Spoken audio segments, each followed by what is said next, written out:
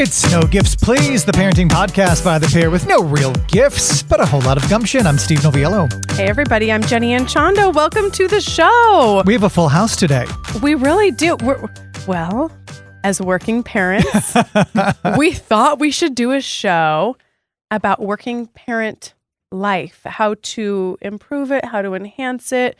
Maybe we can complain about it a little bit. Probably. You know, when parents get together, I feel like there's always that element of it. And not only are our guests today great resources for things to do and things to explore around the Metroplex, but also we're talking about, best kind of workplace environment. So go ahead and introduce them. Okay, so we have Sarah Reddington and Sadie Funk, who are the directors of The Best Place for Working Parents. Who else is jealous of that, like, as a title?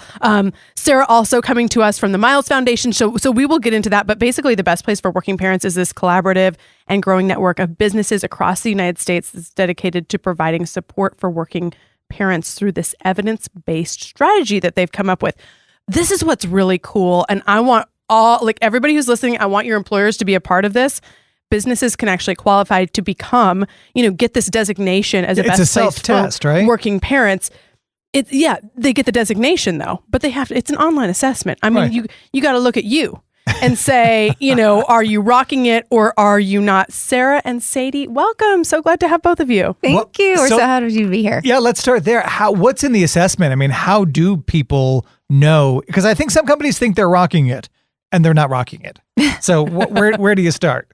Well, there's only top 10 policies, and they're all based on research that shows they benefit working parents and businesses' bottom line. So businesses should be enticed to take it because family friendly is actually business friendly for them. But it takes 3 minutes. So we built it with CEOs in mind. So it's very basic. Anyone can do it. You can take 3 minutes out of your day. I want to know what they are. Yeah, what are the questions? Let's list them, and you all at home can kind of give, if you're working parents, work outside of the home, you can kind of give your own assessment. Oh, it's a test, Sadie. Now we have to remember all the questions. Ooh, I feel like it's the test for us or the business. I'm not really sure.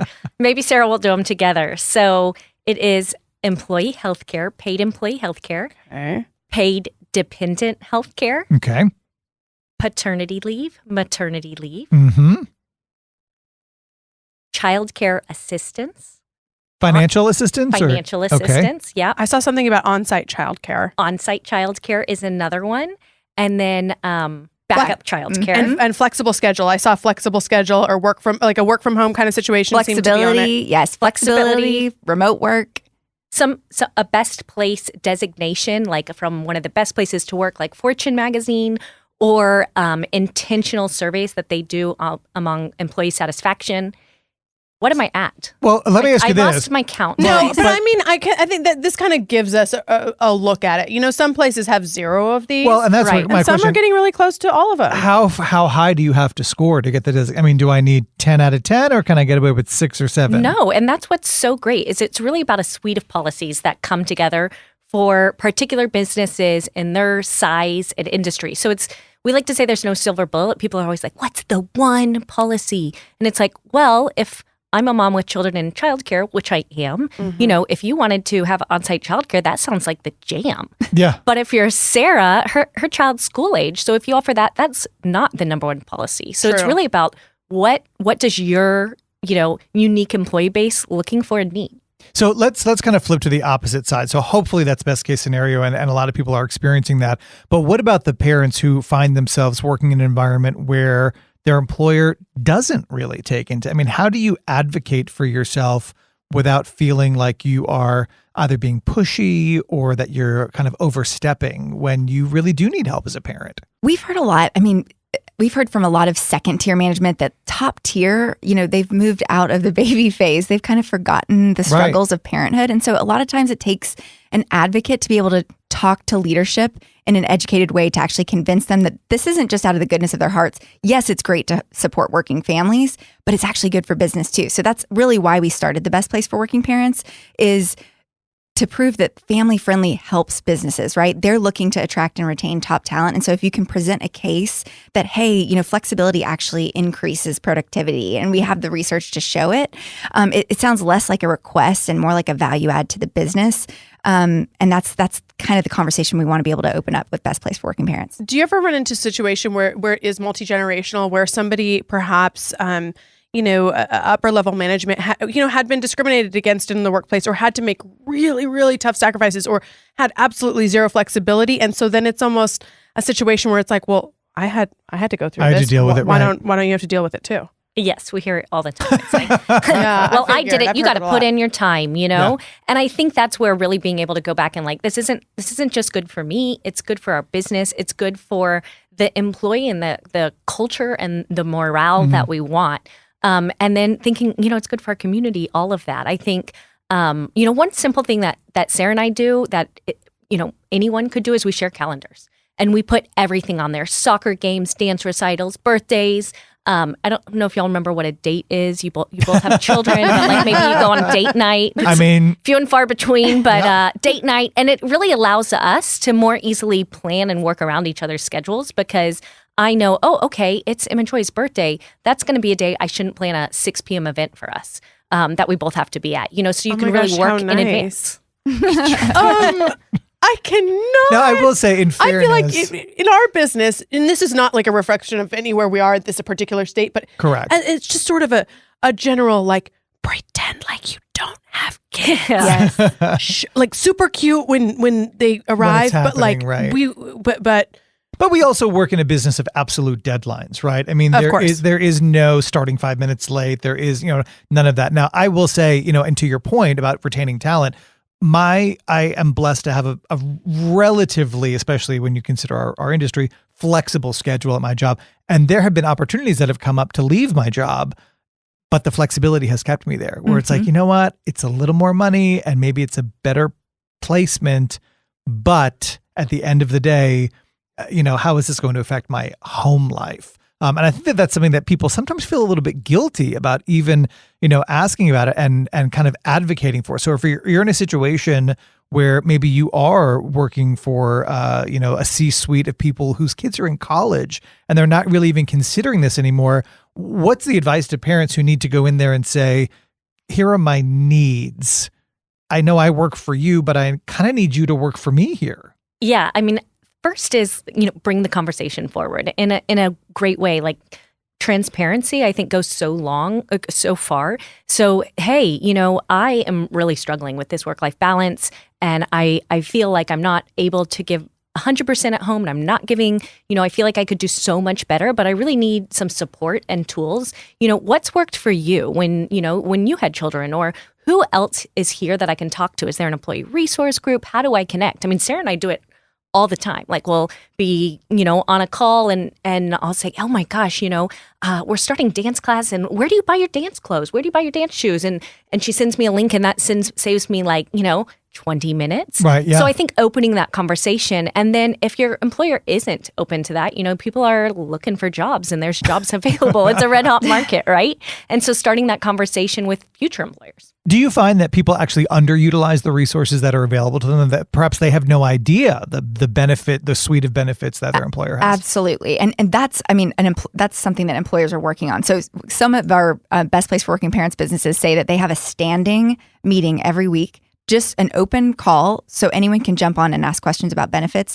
And one company says it's never an empty call. There's always someone on the line asking a question about benefits, because you don't know about them until you need them, right? And even things like dependent care FSAs, which actually are pre-tax dollars you can use for childcare and pre-K and actually elder care too.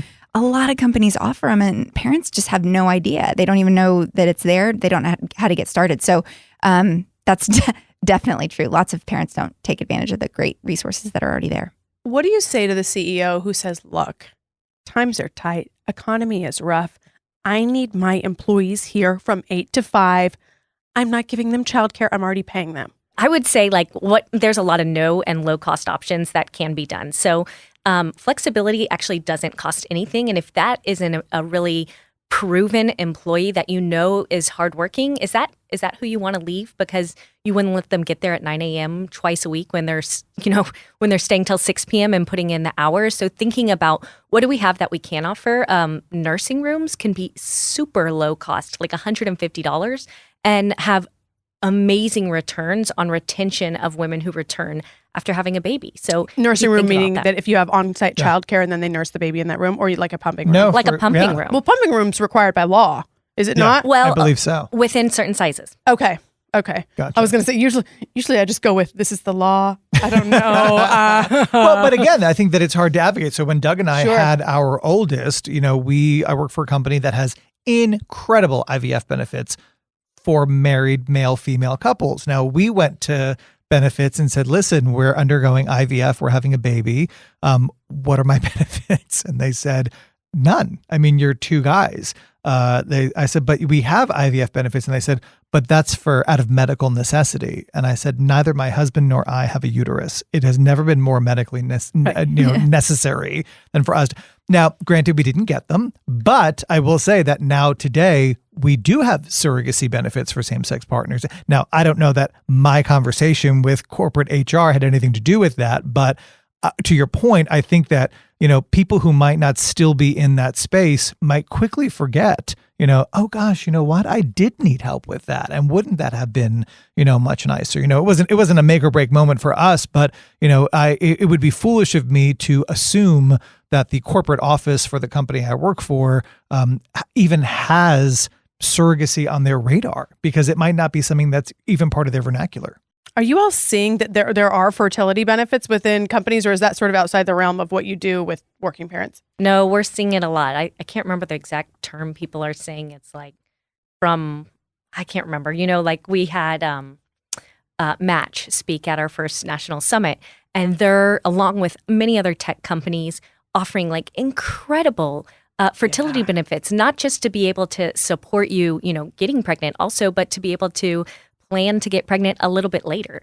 So you're seeing that a lot in the tech industry, where they, really want to hold on to women. You're seeing in finance. We know JP Morgan actually provides a SNU to their new employees. Can you believe that? We love the SNU. We love Right? the SNU. We love the SNU. We loved it too. It was like, oh, okay, here you go. Push a button. Right. See you tomorrow. See you tomorrow. I mean, it wasn't exactly like that. Yeah, right. Or maybe that was our night nanny. Yeah, Maybe that was yeah. I'm like, we had like a little bit of a colicky situation for a solid 6 months, but the SNU is amazing. Yeah, those kinds of things that I think there just seems to be a really wide range, right? From families that have nothing, zero benefits for mom or dad, ranging up to, several months paid and a SNU. Well, but then when you play that tape all the way through, the expense of a SNU or renting one or having one that you can pass around or whatever the case is, if that means having more alert workers the next day because they haven't been up all night, with their baby. When Doug and I, when we hired a night nanny, I was like, listen, we are going to be much better. It's worth the money. We're going to be much better parents and workers and partners and everything else tomorrow if we can sleep tonight. I do want to switch gears here real quick, though, in the time that we have remaining, because you guys also have a program called Parent Pass that's really Tarrant County based, Fort Worth for starters, but now has expanded. And this is talk about benefits and resources. This is a huge resource for North Texas parents. Tell me about it. It is. So it's the first of its kind free app developed by parents for parents that really becomes that one-stop shop. So you can search for childcare, which actually has available slots open, not just what may be near you. You can find hundreds of free events. So think about planning your weekend. There it is right there. You can search by age group, time of day, anything. And really the cool part is it was developed and continues to be iterated on by parents. So it's really placing them at the center of who and how to connect to each other and their community. And is there a cost to get Parent Pass? It's free. It's free to download and it's free to use. The thing that I love about it, and you kind of touched on this, it's not just a list. It's, okay, here are your options. And oh, by the way, here are legitimate openings at some of these options. Because I think that sometimes, you get the list and now the research just begins. You guys kind of do it for people. Absolutely. We've been building out our freebies section, which is like, who has free Kids Eat Free, who has, what's 7-Eleven Day, right? Oh, I want my free Slurpee, right? Yeah. All of those We things, do. really putting it in there. Discounts to museums, snugging that all in one place for parents as well. I love it. I have one more question. Yeah, let's do it. About as it relates, and I love this Parenting Pass. We'll put the links in the show notes and everything like that so that people can get on there and get their freebies. How do you, if somebody is in a workplace that has these incredible benefits for parents, and then you're working around a lot of non-parents, is there a way to navigate resentment with, this mom is leaving she's going to the pumping room every 30 minutes or she's nursing her baby and now she's working a flexible schedule. I want to work a flexible schedule. What's the recommendation for the employees to make sure that they are never not feeling any kind of certain way? And then also for the employer to make sure everybody feels valued equally. I think the reality is a lot of family-friendly policies aren't just good for working parents. They're good for everybody, right? Yeah. And we hear from a lot of employers that it really is the continuum of care. So yes, you're a working parent, you just had a baby. There's a lot of that goes into that. Then they become school age, but then there's also elder care and taking care of elderly parents. And so flexible schedules, giving that grace and benefit is huge for the whole continuum of care. And so a lot of employers do talk about how do we navigate that, but it really is, I think when we were talking about how do you address your employer about policies are developed by people, and people develop policies because of the people that they're serving and are working with them. Because every policy, like a lot of our companies, especially smaller companies, they didn't have a policy before their first female employee got pregnant, and then they realized, okay, we've got to really rethink and reimagine what the future looks like. So I wouldn't be intimidated by having that conversation because it's not stagnant. It's a moving, evolving thing that companies are very aware of because it's what the market is asking for right now. And not that it's the same thing, but you look at the example recently of Delta Airlines, right? They made massive changes to their loyalty program and people revolted. And now guess what? They said, okay, we went too far. This was not a good idea. We need to treat you all better because people spoke up. They didn't just take, okay, great. Okay, tell us where people can find you real quick. bestplace4workingparents.com. So that's bestplace4 workingparents.com. And then Parent Pass is parentpass.app. And then it's funded by the Miles Foundation. Where can people get more on that? milesfoundation.org. Awesome. So good to see both of you. We appreciate you being here. And I'm sure we'll see much more of you. I love the idea, right? I love the idea. And just putting it out there. And just, I think for an awareness, and some companies truly don't have a lot of parents, right? But then to their point, someone eventually will become one. And then for sure, you're looking at it and thinking, oh, okay, maybe we hadn't considered that. And I hope that employers won't be like, oh gosh, they're out to get me, but more of a, oh wow, this hadn't been a consideration as we continue to evolve and have a continuum of sort of care of our employees. Then it's a part of it instead of a judgment on the business. Well, and again, you might not be a parent, but everybody there probably has a parent. So when we talk about it, I think that a lot of people assume, it's best place for parents or, but when we're talking about creating a healthy environment for people to work in and thrive in, it's not just limited to people who have kids. Certainly that's our focus right now because that's the space that we find ourselves in. But, one of these days, hopefully very, very, very, very, very far in the future, we're both going to have parents who will need care of some sort, and wouldn't it be nice to work in an environment where we can be flexible? But to your point, there's that resentment. Like back in the day, people were like, the smokers work half a day. The smokers are, gosh. Taco Bell. So one of my first job outside of babysitting and lawn mowing was Taco Bell. And I would arrive at my shift and all the smokers would go on a smoke break. And they're like, well, Jenny has to clean the bean pan every single time. And I thought, should I take up smoking? I should pick up smoking. So obviously I did the obvious, which is pick up smoking. But I remember thinking of that. It was sort of like my first workplace, this makes me feel a certain kind of way. And it's, you kind of analyze it. Right. I'm curious to know though, what would be your magic thing that an employer could offer that would make you say, that's it, done, sold, I'm yours forever? You know what? And I'm not, blowing smoke here, but you've worked for the company that I work for. I was just meeting with our GM the other day and he was like, we need to do a better job of communicating benefits. I go to the doctor and people have to read my health benefits twice because they cannot believe how good they are. Yeah. We do get paternity leave. There is now surrogacy for same-sex partners. We have benefits for gender reassignment surgery. We have honestly, if there was something else that they could add, God, I'd like some of that. I'd love some of that surrogacy money back. Can we do that's a good retroactive surrogacy money, and then we will go on a year-long vacation because I know how much I know. Go on a couple of years. A couple of years. Yeah, we can both take off. We can just take our podcast on the road. But no, I think that's a Well, and it reminds me. Do you remember?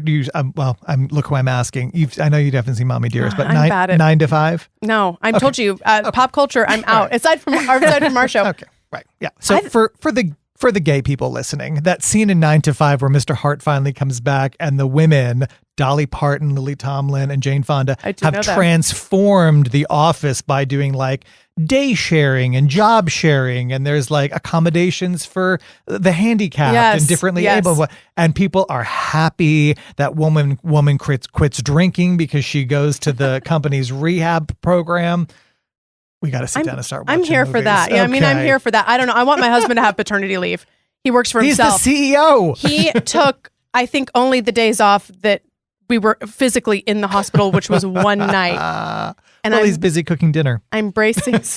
Don't even. I will get so red hot right now. The reason why we have to get this done in time is so I can go cook dinner. That's what I want. I want my employer to offer some dinner, some meal at-home service. chef. Yes, at-home chef. We don't ask for much. For sure. Okay, but we do ask this. Hey, do us a favor and click that link to subscribe. Again, we've expanded. We're on Google Podcasts. We're on Amazon Podcasts, iTunes, Spotify, YouTube. Give us a like. Give us a listen. Click subscribe. And if you do nothing else today, go find yourself a friend that you don't have to clean the house for. We'll see you next time.